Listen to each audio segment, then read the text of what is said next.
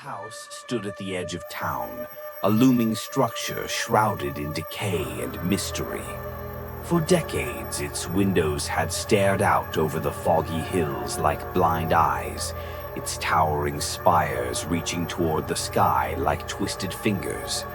No one in town remembered when it was built, but everyone knew the stories, the disappearances, the strange lights, the voices that echoed from within its crumbling walls at night. It had been abandoned for years, but Hill House was never truly empty. The legends were enough to keep most people away, but not everyone was content to let it remain a mystery.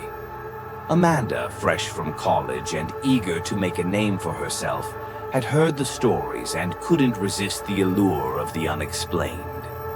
She had always been fascinated by the paranormal, and Hill House seemed like the perfect place to finally uncover something real. She convinced her two best friends, Kevin and Rachel, to join her on a weekend investigation. They arrived on a cold, foggy afternoon, the sun barely visible through the thick mist that clung to the air. The iron gates creaked as they pushed them open, the sound echoing through the silent woods surrounding the estate. The house loomed before them, its dark silhouette casting an ominous shadow over the overgrown lawn.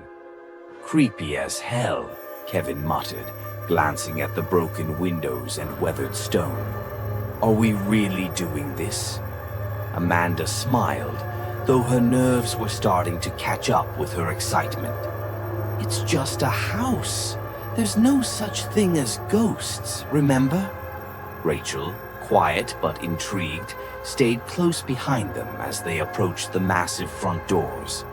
They groaned as they pushed them open, revealing a grand foyer coated in dust and cobwebs. The air inside was thick and stale, like it hadn't been disturbed in years. Yet, there was a strange feeling, as if something unseen was watching. They spent hours exploring, documenting every room, every strange sound. At first, it seemed like just another old, decaying house, creaky floors, peeling wallpaper, and a faint scent of rot.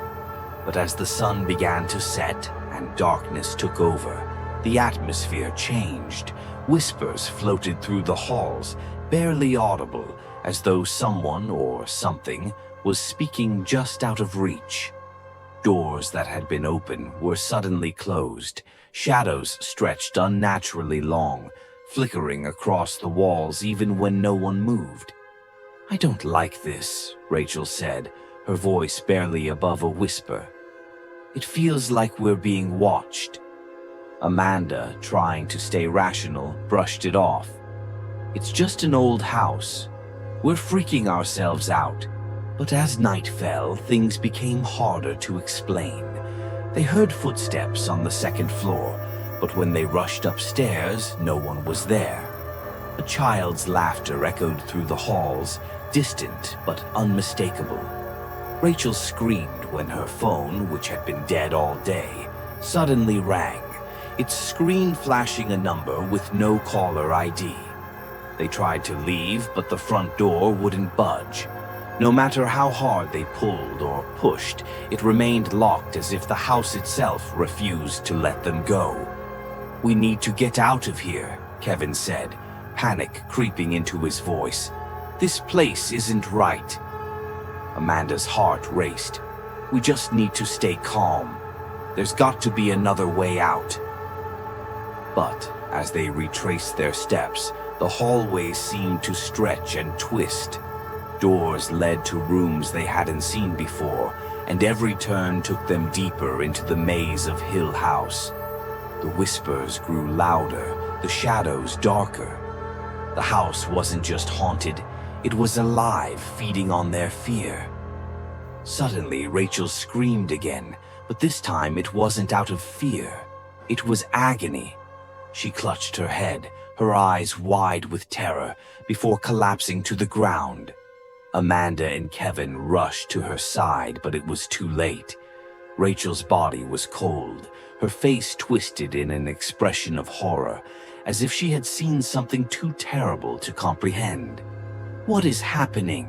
Kevin yelled, backing away from her lifeless body. Amanda could barely breathe. The house had them now. As they tried to flee, they heard the final whisper, clear and close.